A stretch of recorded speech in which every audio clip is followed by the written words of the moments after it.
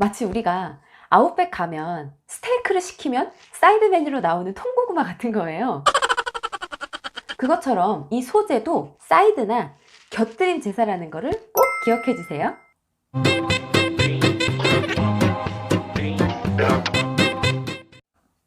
샬롬! 성경 쉽게 읽어주는 라니입니다. 자, 우리 지난 시간에 번제에 대해서 배워봤고요. 오늘은 곡식 제물로 드리는 소제에 대해서 배워볼 거예요. 자, 번제는 일상 속에서 지은 죄들을 용서받기 위해서 드리는 제사였다면, 소제는 하나님의 은혜에 감사하고 그분께 충성을 표하고 싶을 때 언제든지 자발적으로 드리는 제사였어요. 이 소제는 고운 밀가루를 제물로 바치는 제사인데요. 이 소제는 5대 제사 중에서 유일하게 희생 제물에 피가 없는 곡물 제사이기 때문에 단독으로 소제만 드릴 수는 없고 다른 제사에 곁들여서 드리는 제사입니다. 마치 우리가 아웃백 가면 스테이크를 시키면 사이드 메뉴로 나오는 통고구마 같은 거예요. 아웃백 가서 통고구마만 시킬 수 없어요. 반드시 메인 메뉴인 스테이크를 시켜야 통고구마를 먹을 수가 있어요. 그것처럼 이 소제도 곡물가루 제사 자체만으로는 그 제사의 능력을 100% 발휘하기는 어렵다는 특징을 갖고 있어요. 얘는 항상 사이드나 곁들임 제사라는 거를 꼭 기억해 주세요. 예를 들면 번제를 드릴 때 콤보로 이 소제까지 같이 드리는 거예요. 연속 콤보. 이 소제를 드리는 구체적인 방법을 레위기 2장에서 읽어보도록 하겠습니다. 누구든지 여호와께 곡식 제물을 바치는 사람은 고운 가루로 바쳐라. 제물을 바치는 사람은 가루 위에 올리브 기름을 붓고 향을 얹어라. 그런 다음에 그것을 아론의 자손인 제사장에게 가져가거라. 제사장은 기름과 섞인 고운 가루 한 줌과 모든 향을 집어서 그 제물 전체를 여호와께 바쳤다는 표시로 그것을 제단 위에서 태워라. 그것은 화제이며 그 냄새가 여호와를 기쁘시게 한다. 곡식 제물 가운데서 남은 것은 아론과 제사장들의 몫이다. 그것은 여호와께 바치는 화제 중에서 가장 거룩한 제물이다.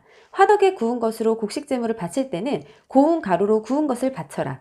그것은 올리브 기름을 섞어 누룩을 넣지 않고 구운 빵인 무교병이나 올리브 기름을 바르고 누룩을 넣지 않고 만든 얇은 과자인 무교전병으로 드려야 한다. 내 곡식 제물이 쇠판 위에서 구워 만든 것이면 그것은 올리브 기름을 섞은 고운 가루에 누룩을 넣지 않은 것으로 그것을 여러 조각으로 나누어 거기에 기름을 부어라. 이것이 곡식으로 드리는 소제이다. 내 곡식 제물이 냄비에 요리한 것이면 그것은 고운 가루와 올리브 기름으로 만든 것으로 하여라. 이렇게 만든 곡식 제물을 여호와께 가져와서 제사장에게 주어라. 그러면 제사장은 그것을 제단으로 가져다가 전체를 드렸다는 표시로 그 곡식 제물 가운데서 일부를 따로 떼어낸 다음 그것을 제단 위에서 태워라. 그것은 화제이며 그 냄새가 여호와를 기쁘시게 한다. 곡식 제물 가운데서 남은 것은 아론과 제사장들의 몫이다. 그것은 여호와께 바치는 화제 중에서 가장 거룩한 제물이다. 너희가 여호와께 바치는 모든 곡식 제물에는 누룩을 넣지 마라. 너희는 여호와께 화제를 드릴 때 누룩이나 꿀을 태워 드리지 마라. 너희가 처음 추수한 것을 여호와께 제물로 바칠 때는 누룩이나 꿀을 바쳐도 된다. 하지만 여호와를 기쁘시게 하는 냄새를 내기 위해서 누룩과 꿀을 제단 위에 올려서는 안 된다. 너는 모든 곡식 제물에 소금을 넣어라. 소금은 내가 하나님과 맺은 언약을 나타내는 것이다. 내가 바치는 모든 제물에는 소금을 넣어라. 내가 처음 추수한 것을 여호와께 곡식 제물로 바칠 때는 햇 곡식을 볶아서 찌은 것으로 바쳐라. 그 곡식에 올리브 기름을 바르고 향을 얹어라. 이것이 곡식 제물이다. 제사장은 제물을 전부 바치는 표시로 찌은 곡식과 기름의 일부를 따로 떼어 태워 바쳐라. 그리고 거기에 향을 모두 얹어라. 이것이 여호와께 불로 태워 바치는 화제이다. 자, 지금 소제에 대한 내용이 다 나왔는데요. 곡물가루와 화덕에 구운 또는 철판에 구운 또는 냄비에 튀기거나 찐 것을 바칠 때에는 반드시 올리브 기름만 사용하고 누룩을 넣으면 절대 안 됩니다. 우리 하나님은 중요한 절기나 제사 때 누룩을 절대 금기하시거든요. 이유는 누룩은 다른 것들을 부풀어 오르게 하는 발효성 식품이기 때문에 성경에서는 죄와 교만, 위선과 부패 등을 상징해요. 그래서 하나님께 바쳐지는 거룩한 제물인 이 소제 제물에 누룩은 절대로 한 톨도 들어가면 안 됐어요. 그리고 심지어 11절에는 꿀도 넣지 말라고 하시는데 꿀은 또 왜 안 되냐?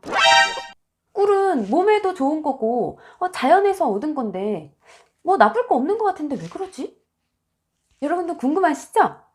제가 즐겨보는 스토리텔링 성경을 제가 잠깐 또 읽어드릴게요. 모세가 말했습니다. 누룩은 그렇다고 하여도 왜 꿀조차 삼가야 하는 것입니까? 하나님께서 대답하셨습니다. 꿀은 너무 달콤하다. 세상살이가 너무 달콤하면 죄까지도 달콤하게 여기지 않겠느냐? 그래서 스스로를 경건하게 지키도록 꿀을 재물에 섞지 못하게 하는 것이니라. 그렇다. 꿀은 세상적인 안락이나 유욕적인 쾌락을 상징한다. 그래서 누룩과 함께 꿀은 거룩하신 하나님께 바치는 거룩한 소재 제물에서 제외되었다. 다만 처음으로 수확한 곡식을 제물로 드릴 때는 누룩이나 꿀이 첨가될 수도 있었다. 그럴지라도 이것들은 단지 제사장들의 제사 음식으로만 사용될 수 있었을 뿐이고 다른 제물들처럼 번제단 위에서 불살라질 수는 없었다. 라고 나와 있네요.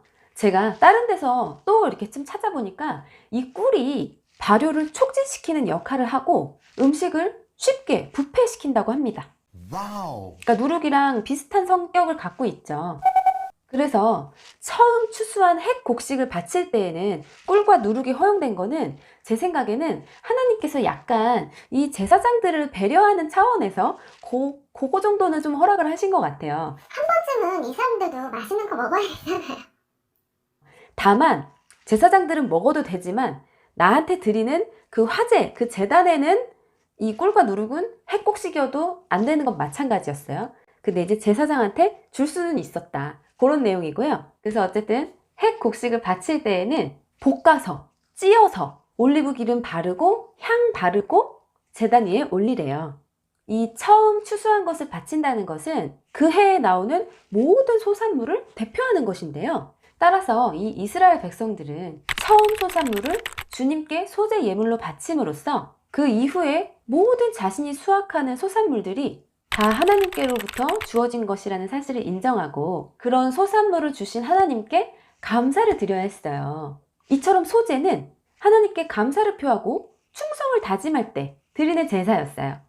그리고 모든 제물에 누룩과 꿀을 금하는 반면에 반드시 첨가해야 되는 물질이 있었어요.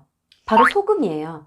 제단에 바칠 때 전부 다 소금을 쳐야 됐고요. 이 소금은 맛을 내고 부패를 방지할 뿐만 아니라 그 맛을 유지시키는 성질이 있었어요. 그래서 성경에서 소금은 영속성과 불변성을 상징한다고 합니다. 그래서 하나님은 이스라엘과 맺은 자신의 언약이 영원토록 불변하다는 사실을 일깨워 주시는 거예요.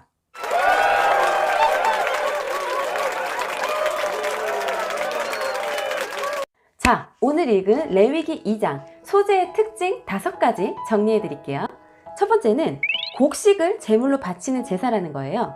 여기서 주의할 점은 단독으로는 드릴 수가 없고 반드시 다른 제사와 곁들여서 지내야 한다는 것. 예를 들면 번제, 화목제, 속죄제, 속건제가 있어요. 얘네들을 드릴 때 같이 껴서 드린다는 거예요. 그리고 두 번째는 고운 밀가루에 올리브유를 섞고 향을 얹어서 제사장에게 드린다.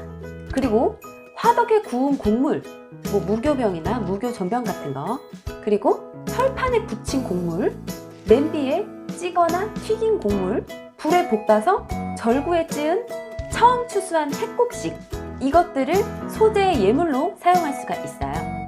그리고 세 번째, 제사의 방식은 불로 태워드리는 화제입니다. 그리고 네 번째는 제물의 일부만 태워드리고 나머지는 제사장들이 먹는다는 거.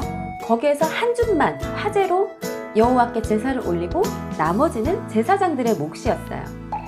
그리고 다섯 번째는 모든 제물에 누룩과 꿀은 금지되며 반드시 들어가야 하는 것은 소금입니다. 이상입니다. 레위기 많이 어렵지 않으시죠? 오늘도 성경 공부하시느라고 수고 많으셨어요. 다음 시간에 또 만나요. 샬롬.